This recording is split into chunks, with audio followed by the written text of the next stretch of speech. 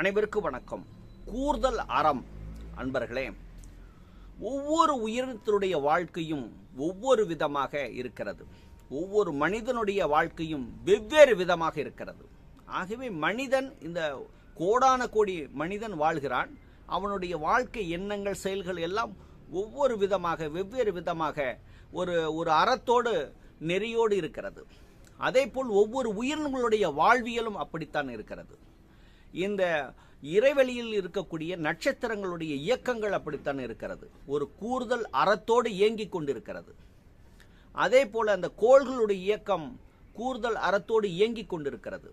ஆகவே அதனுடைய வடிவமைப்பு, அதனுடைய தன்மை, அதனுடைய இயக்கம், அதனுடைய வாழ்வியல் அனைத்தும் ஒரு கூர்தல் அறமாக, ஒரு மிக நுட்பமான, ஒரு நெறியான, ஒரு நீதி நெறியோடு வாழ்ந்து கொண்டிருக்கிறது. இதை உணர்வோம். நன்றி.